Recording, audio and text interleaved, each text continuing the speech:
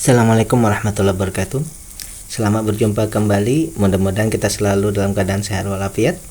Kembali kita akan bersama membuat resume fundamental saham dari laporan keuangan triwulan 2 2024. Kali ini kita akan membahas Byton, ASSI dan TOTL ya. Kita akan melihat dari segi fundamentalnya, terutama dari value investing ya. Analisa ini adalah bahan pertimbangan tambahan, bukan perintah untuk melakukan aksi beli atau jual, karena ini adalah edukasi ya.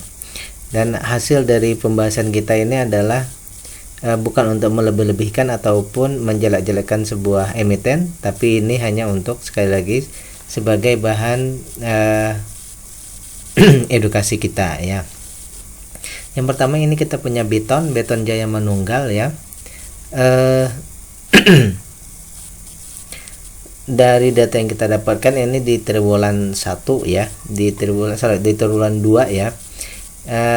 Ini kita dapatkan bahwa keuntungan perusahaan ini 17,23%. Berarti dari segi EPS sudah memenuhi kriteria ya. Dari segi harga ini sudah 418. Jadi dari data yang kita dapatkan di sini bahwa dari segi nilai buku ya, dari segi ekuitas perusahaan, harga sekarang ini 5% lebih mahal ya daripada nilai perusahaan. Sehingga datanya ini menjadi tumbuhnya wajar ya, harga sekarang ini dianggap wajar. Kemudian dari segi maksimal beli 688, berarti kita punya diskon 39%. Artinya bahwa dari segi valuasi perusahaan ini dalam kategori murah ya. Dan dari segi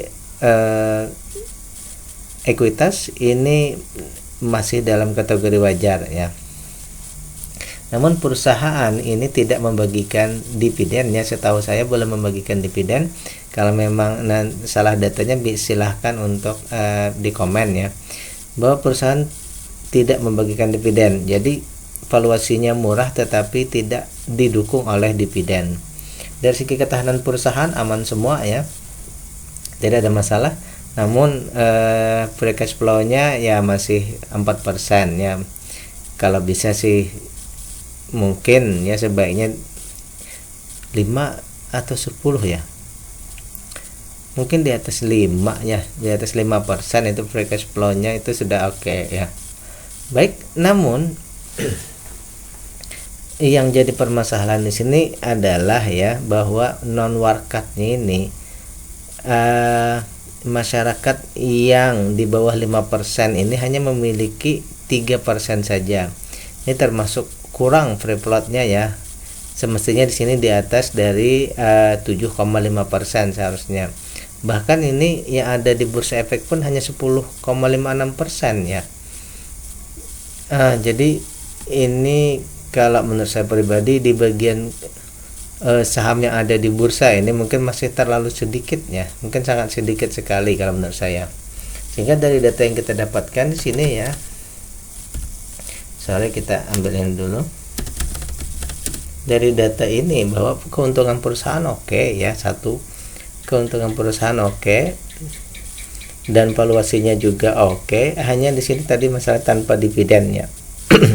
Tanpa dividen dan free float-nya sangat kurang ya.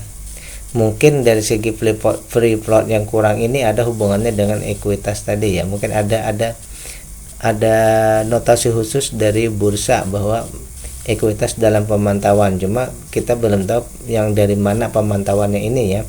Kalau segi data ini oke-oke saja. Cuma dari semua data yang terlihat di sini adalah mungkin non warkatnya ini saja yang masih 3,9%. Mungkin di situ ada hubungannya dengan itu tadi, ekuitas dalam pemantauan tadi ya, mungkin, atau mungkin ada juga hal yang lain. Baik, oleh karena itu kalau menurut saya pribadi di sini ada dua concernnya. Yang pertama bahwa non warkatnya ya, plus lagi ini ada notasi X ya.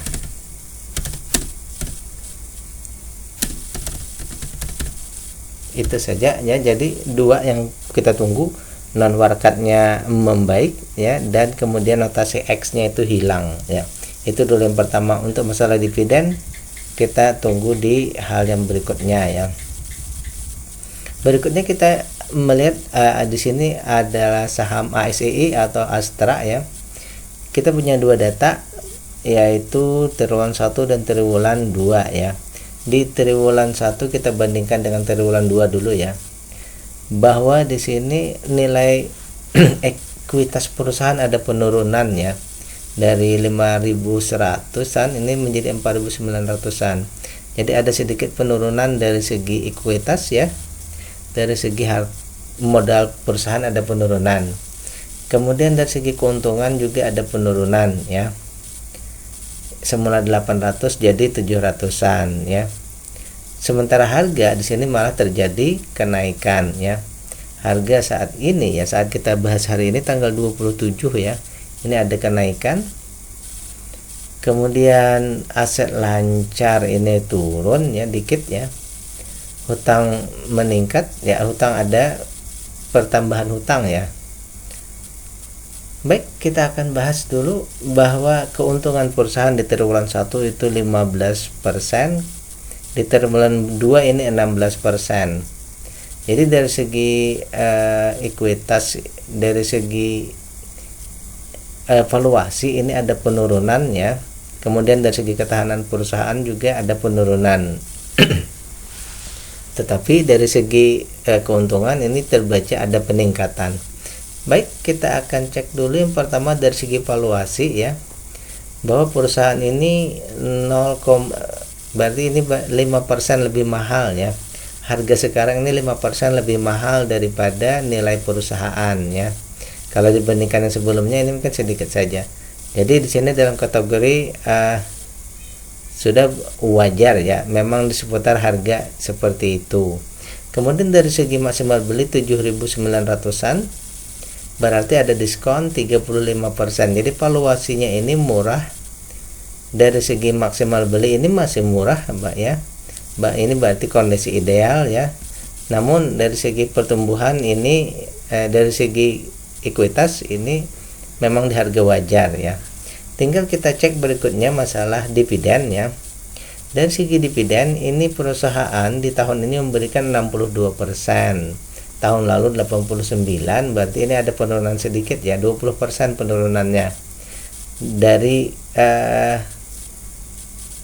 pembagian dividen. Jadi dari 62% ini ya, kalau kita lihat di triwulan 2 itu nanti kemungkinan besar dibagikan 490-an ya. Dan itu terbaca jadinya sekitar 9,6%. Kalau kita setarakan dengan 30, dia sebenarnya kurang dari 5% sebenarnya kalau dia ratakan ya. Tapi karena dia diakumulasikan itu 9%, maka termasuk kriteria dividennya besar ya. Tapi kalau rata itu masih sebenarnya belum mencapai 5% kalau diratakan ke 30%.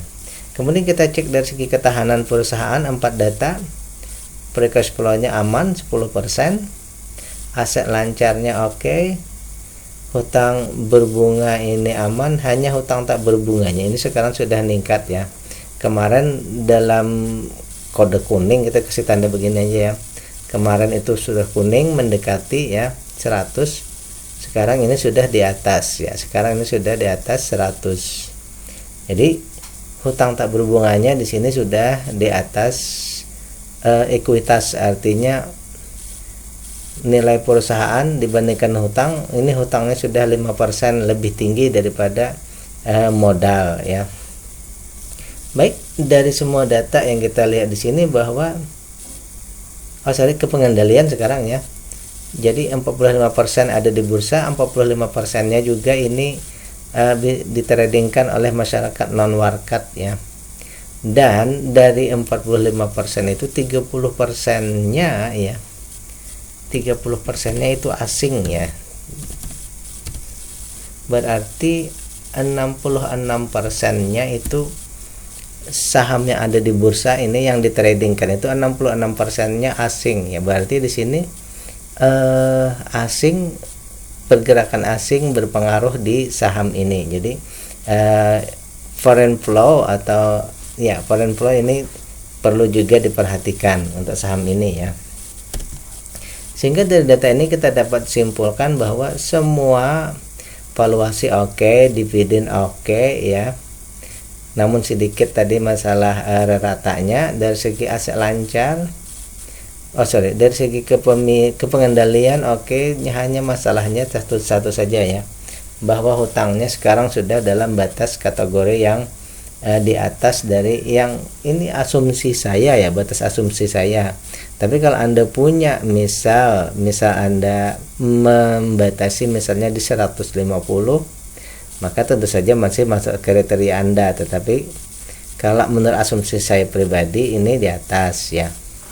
Jadi setiap orang itu silahkan mempunyai atau membuat aturan masing-masing. Ini hanya bahan pertimbangan ataupun sebagai edukasi saja ya. Sehingga kalau menurut saya pribadi ya, menunggu hutang tak berbunganya ini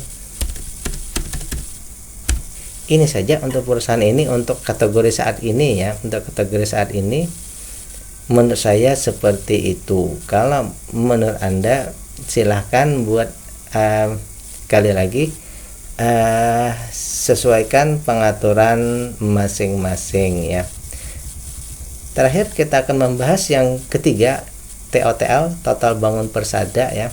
Ini baru satu triwulan yang kita punya ya. Keuntungannya ini 20%, berarti dari segi data ini sudah sangat oke ya, perusahaannya sangat untung besar ya. Dari segi harga sekitar 600-an, maka dari data yang kita punya ya, harga dibandingkan nilai buku ini kita tidak punya diskon, tetapi malah kita kalau membeli di saat ini ya, untuk dibandingkan dengan harga perusahaan ini kita membayarnya 1,1 kali lebih mahal ya, 1,1 kali lebih mahal ya, ini 100%, 114%, 1,1 kali lebih mahal daripada harga daripada nilai perusahaannya. Dari segi maksimal beli yang 639, berarti harga sekarang pun sudah di atas dari maksimal beli kita kalau berdasarkan IPS. Oleh karena itu valuasi untuk perusahaan ini kategorinya sudah mahal. Jadi sekali lagi bahwa yang bertanda merah, berlabel merah itu ya, labelnya merah bukan selalu berarti bahwa itu jelek ya, satu. Bisa pula karena ini tadi dia untungnya besar, sehingga euforia investor itu tinggi, sehingga harganya sudah tinggi, sehingga yang terjadi valuasinya mahal.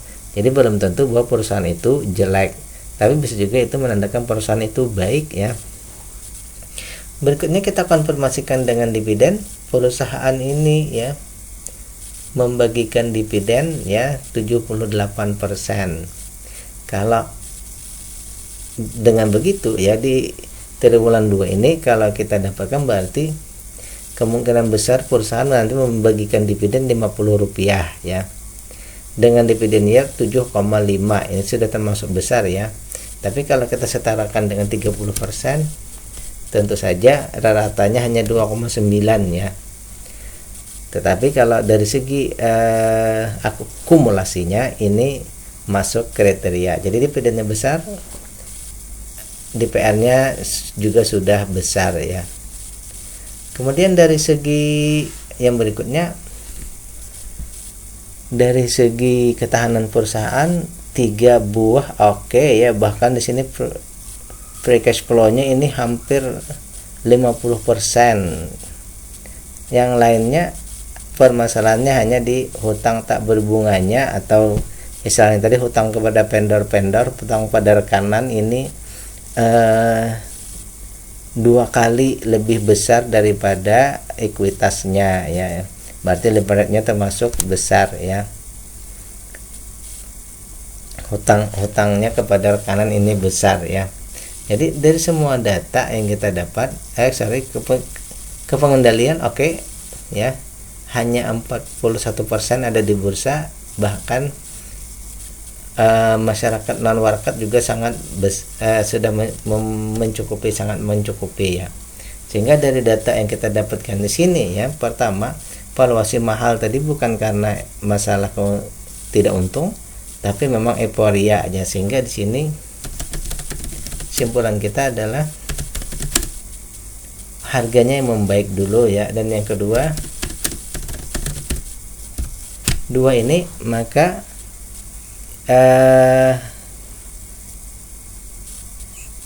kalau memang dua data ini bisa membaik, mungkin kita masuk. Kalau tidak, mungkin kita harus menunggu lagi di triwulan berikutnya.